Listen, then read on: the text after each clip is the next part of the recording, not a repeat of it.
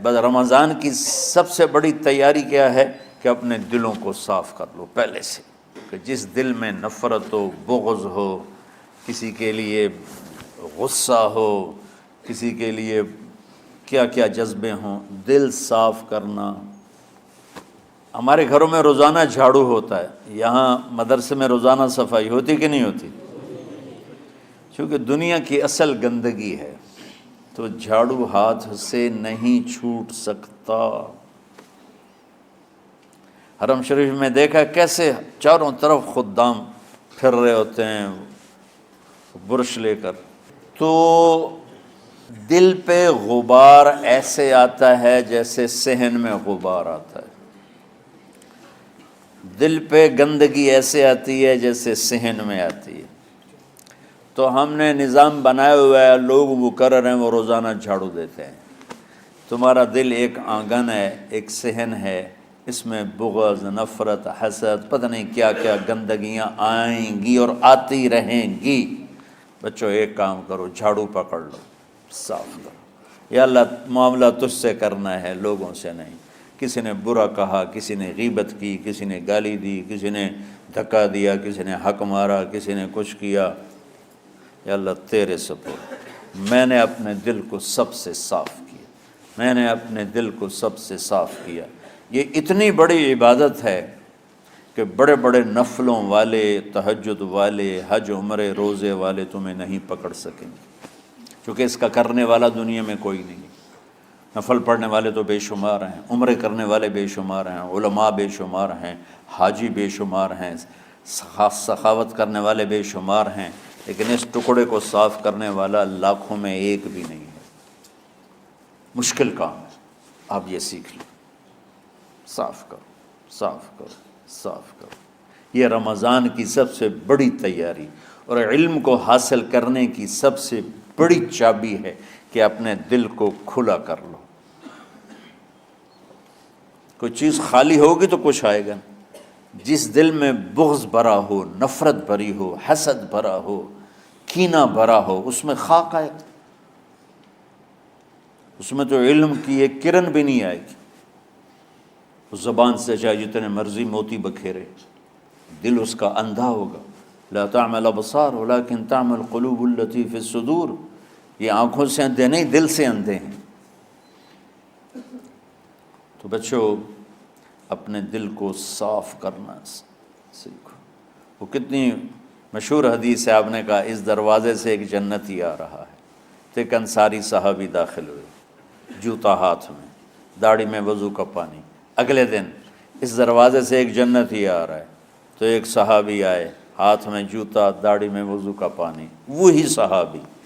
اگلے دن اس دروازے سے ایک جنتی آ رہا ہے، تو وہی صحابی 3 دن جنت کی بشارت لی انہوں نے۔ اس صحابہ کی جماعت میں ایک شخص ہیں جن کا نام ہے عبداللہ بن عمرو بن عاص۔ ان سے بڑا عبادت گزار صحابہ میں کوئی نہیں تھا، نہ سابقین میں نہ متاخرین میں، نہ پہلوں میں نہ بعد والوں میں۔ ان کی عبادت کیا تھی؟ ساری رات جاگنا، سارے دن کا روزہ، اور ایک ختم قرآن صبح سے شام تک۔ اتنی اللہ نے طاقت دی تھی۔ پھر وہ غلوب والی بات آ گئی، ایکسٹریم ہونے والی بات آ گئی۔ ان کی شادی والی رات حجلہ عروسی میں داخل ہو رہے ہیں، دلہن کے کمرے میں داخل ہو رہے ہیں، اور مصلی بچھا کے اللہ اکبر، اور دیر نفل تے نفل، دیر نفل تے نفل۔ تو ان کی بیگم نے دیکھا تو وہ بھی خیر کا زمانہ تھا، انہوں نے بھی وضو کیا اور پیچھے مصلی بچھا کے وہ بھی فجر تک نفل پڑھتے رہے۔ صبح ہوئی تو حضرت عمرو بن عاص رضی اللہ عنہ نے پوچھا، بیٹی رات کیسی گزری؟ کہا جی ماشاءاللہ آپ کے بیٹے تو بڑے عبادت گزار ہیں، ساری رات نفلوں میں ہی گزری۔ تو وہ ان کو شکایت کر دی۔ حضرت عمرو بن عاص کو اتنا غصہ چڑھا، بیٹے کو تو کچھ نہیں کہا، کتنی حکمت کی بات ہے، سیدھے گئے اللہ کے نبی کے پاس، یا رسول اللہ یہ عبداللہ دیکھیں کیسا نادان ہے، اس کی شادی کی ساری رات نفل پڑھتا رہا۔ تو آپ کہتے ہیں ماشاء اللہ کتنی بڑی بات ہے، نفلوں میں گزر گئی، رات بھی نفلوں میں گزر گئی۔ تو آپ نے حضرت عبداللہ بن عمر کو بلا کے ڈانٹا کہ تو نے مہینے میں 3 دن روزے رکھنے ہیں، بس اس سے زیادہ نہیں رکھنے، اور ہفتے میں 1 قرآن ختم کرنا ہے۔ کہا یا رسول اللہ میرے اندر طاقت زیادہ ہے۔ پھر اچھا 15 دن روزے رکھنے، کہ نہیں میرے اندر طاقت زیادہ ہے۔ آپ اس کو تھوڑا تھوڑا کر کے گھٹاتے رہے، اور وہ ہر دفعہ نہیں یا رسول اللہ میرے اندر طاقت زیادہ ہے۔ تو آخر میں آپ نے کہا اچھا چلو صوم داؤدی پہ آ جاؤ، 1 دن روزہ رکھو، 1 دن افطار کرو، اور 3 دن سے پہلے قرآن ختم نہیں کرنا۔ تو آپ نے اس کو پیچھے کیا۔ یہ بیٹھے تھے اس محفل میں، ان کے دل میں آیا کیا یہ بزرگ مجھ سے زیادہ عبادت کرتا؟ رات میں ساری جاگتا ہوں، دن روزہ رکھتا ہوں، 1 ختم کرتا ہوں، تو جنت کی بشارت تو مجھے ملنی چاہیے تھی، ان کو کیسے مل رہی؟ یہ کسی کتاب میں نہیں لکھا کہ یہ ان کا جذبہ تھا، لیکن جو کہ میں ان کی سیرت کو جانتا ہوں تو مجھے خیال آتا ہے کہ ان کی نفسیات میں یہ بات آئی ہوگی، چونکہ صرف انہی کو خیال آیا کہ میں جا کے دیکھتا ہوں کہ یہ بزرگ کیا کرتے ہیں۔ تو ان کے پاس پہنچ گئے، چاچا، ذرا وہ ادھیڑ عمر تھے، چاچا وہ میرے ابا تھوڑے ناراض ہیں، تو کچھ دن آپ کے پاس گزار لوں؟ کا بیٹا بسم اللہ آ جاؤ۔ اب رات ہوتے ہی عشاء کی نماز پڑھ کے انہوں نے جلدی سے چادر اوپر لی اور یوں سراغ کر کے ان چاچے کو دیکھنے لگے ایسے کر کہ اب یہ کیا ساری رات سجدہ کرے گا، اور ساری رات روتے روتے روتے روتے مصلی گیلا ہو جائے گا، یا ساری رات رکوع کرے گا، ساری رات قیام کرے گا، ساری رات قرآن پڑھے گا، اس تصور سے یوں دیکھ رہے۔ اور وہ بزرگ صحابی تشریف لائے، سرانے پہ سر رکھا، اللہم بسمک اموت و احیا، ہو گئے۔ اب یہ دیکھ رہے ہیں ابھی اٹھیں گے، ابھی اٹھیں گے، ابھی اٹھیں گے، اٹھے نا، فجر کی اذان پہ اٹھے۔ اب یہ تو حیران پریشان ہو گئے کہ یہ کیا ہو؟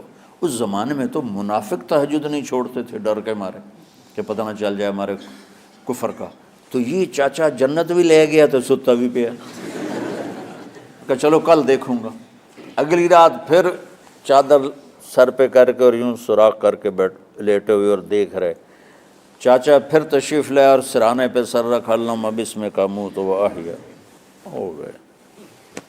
فجر کی اذان پہ اٹھے، یہ اور پریشان ہو گئے کہ میرا نبی کا فرمان تو سچا ہے، اس میں تو شک بھی کفر ہے، لیکن عمل کیا ہے جس پر اس کو جنت کی بشارت ملی؟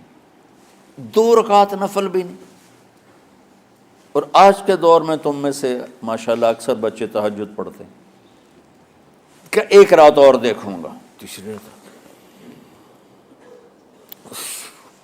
اللہم بسمک اموت و احیا، ہو گئی ساری رات۔ تو تیسری رات پھٹ پڑے عبداللہ بن عمر، کہنے لگے چاچا میری ابا سے کوئی لڑائی نہیں تھی، 3 دن میں تیرے بارے میں سنتا رہا، جنتی جنتی جنتی۔ میں دیکھنے آیا تھا کہ آپ کیا کرتے ہیں، آپ تو کچھ بھی نہیں کرتے ہو، ساری رات سوتے رہتے ہو، اب کیا کرتے ہو؟ انہوں نے کہا بیٹا یہی ہے جو تم نے دیکھا ہے۔ اب ان کو سمجھ میں نہیں آ رہا کہ یہ جوڑ کیسے بٹھاؤں، ادھر جنت کی بشارت، ادھر ساری رات خراٹے، اب یہ اس میں جوڑ کیسے بٹھاؤں، کیونکہ نبی کی بات تو غلط ہو نہیں سکتی۔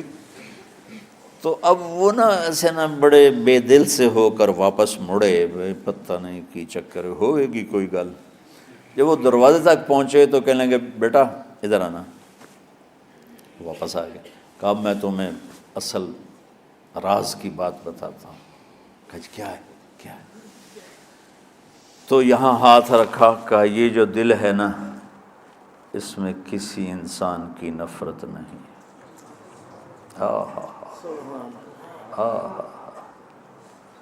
اور جب اللہ کسی کو رزق دیتا ہے، عزت دیتا ہے، مجھے کبھی حسد نہیں ہوا، مجھے خوشی ہوتی۔ تو عبداللہ بن عمر نے کہنا تھا ہاں یہ بات ہے، نہیں، انہوں نے کہا ہاذا ہوا، اچھل کے کہنے لگے ہاذا ہوا، ہاں ہاں ہاں ہاں یہی ہے یہی ہے یہی ہے۔ پھر کہنے لگے چاچا پر یہ میرے بس کا نہیں ہے، کون کرے گا یہ؟ اتنے بڑے آدمی ہو کر کہہ رہے ہیں کہ یہ میرے بس کا نہیں۔ تو بچوں، دنیا میں جنتی بننا ہے اور علم اللہ سے لینا ہے تو اسے صاف کر دو، سب کی نفرت سے۔ سب، اس نے مجھے یہ کیوں کہا، اس نے مجھے یوں کیوں دیکھا، اس نے میرے بارے میں یوں کیوں کہا، اس نے میرے بارے میں یہ کیوں لکھا۔ جس کی تعریف ہوتی میری کتنی برائی ہوتی، صرف تعریف تو نہیں ہوتی، بھرا پڑا سوشل میڈیا مجھے گالیاں دیں۔ اللہ کے فضل سے میرے دل میں ایک ذرے کے برابر کبھی کوئی منفی جذبہ نہیں آیا، آئے تو میں دھو کے صاف کر دیتا ہوں، یا اللہ میں نے اپنے دل کو صاف کیا، میرا معاملہ تیرے ساتھ ہے، کسی کے ساتھ نہیں۔ یہی آپ رمضان کی سب سے بڑی تیاری، علم کے حاصل کرنے کا سب سے بڑا ہتھیار آپ کو یہ نہیں ہے کہ تمہیں کتابیں یاد ہو جائیں، تمہیں اشعار یاد ہو جائیں۔